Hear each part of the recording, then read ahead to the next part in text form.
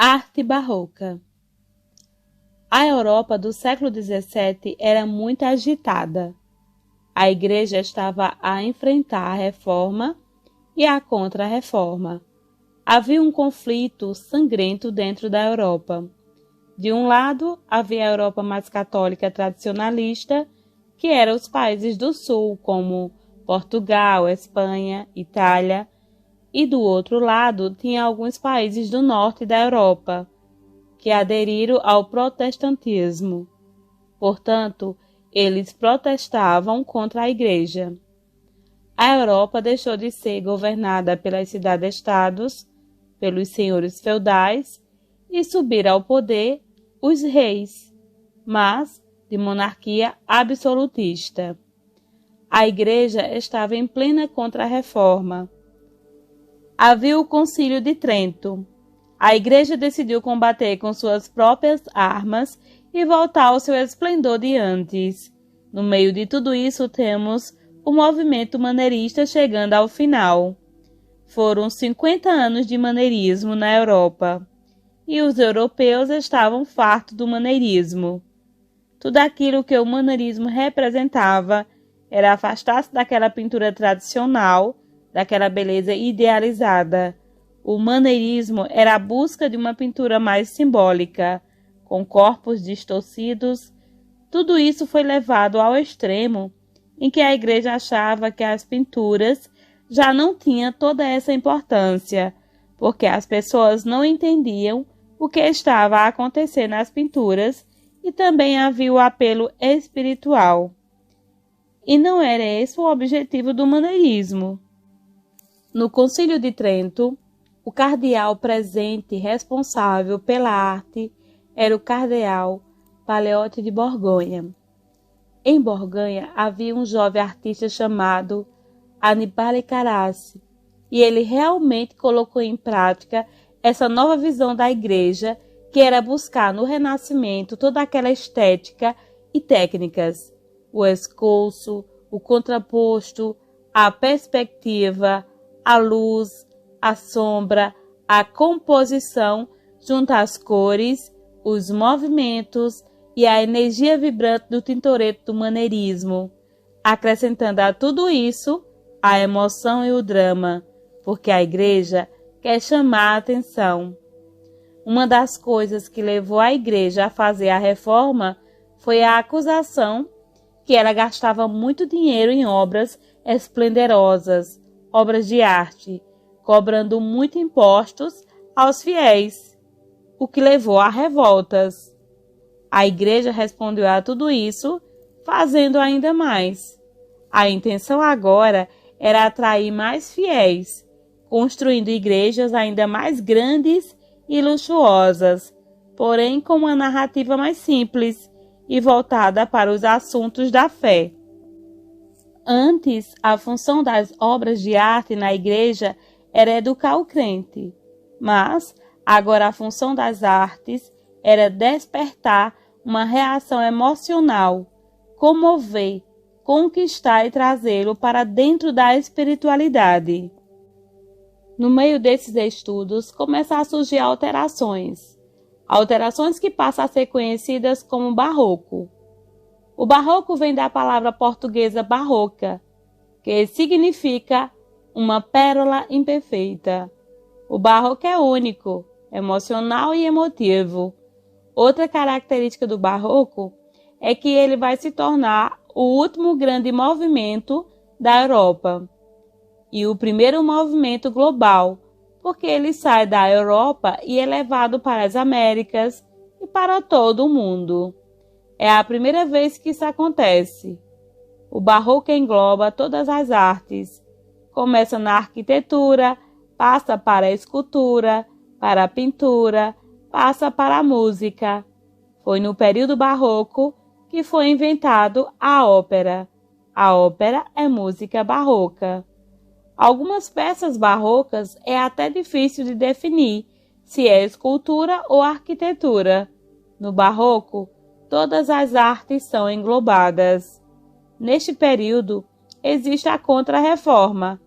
A Igreja quer pagar os pintores para eles fazerem coisas grandiosas e construir igrejas magníficas. E os reis absolutistas querem usar a arte como propaganda, para mostrar a si próprio como donos e senhores. A arquitetura no Barroco apresenta dois tipos de construções grandiosas: a igreja e o palácio. A primeira igreja barroca fica em Roma. É a Igreja de Jesus. É uma igreja jesuíta concebida por Santo Inácio de Loyola em 1551. A construção dessa igreja começou em 1568 e é terminada em 1584. O projeto original desta igreja é do arquiteto italiano Giacomo Vignola. Giacomo Vignola decidiu fazê-la em um espaço pequeno. E para construir uma igreja grandiosa, ele buscou dois elementos: a planta de cruz latina, aquela planta que um braço é mais longo que o outro, muito usada no sul da Europa. E também ele buscou a planta de cruz grega, que é aquela que todos os lados têm a mesma distância do centro. E assim ele fundiu essas duas plantas em uma só. Ele sobrepôs a planta de cruz latina na planta de cruz grega e fez algumas alterações. Achatou os braços da cruz. Então aqui temos uma cruz, mas com braços achatados. E temos uma nave central. Para ganhar espaço dentro e chamar a atenção do fiel, pois o divino que fica no altar, no final da igreja, ele retira as naves laterais. As igrejas passam a ter só uma nave central, que fica mais larga. Em vez das naves laterais, ele coloca 3 capelas, que não são recuadas. São capelas com pouca profundidade, porque não tinha muito espaço e a intenção era dirigir a atenção do fiel para o altar. Na zona do cruzamento, ele fez um duomo que ilumina toda a igreja e passa a ser um foco da ligação ao divino. Por trás do duomo temos o altar e por trás do altar temos a ápice. A ápice ficou maior, com a acústica melhor. A música agora tem mais importância no culto. No Barroco, as igrejas são mais pequenas, mas por dentro mais suntuosas, grandiosas.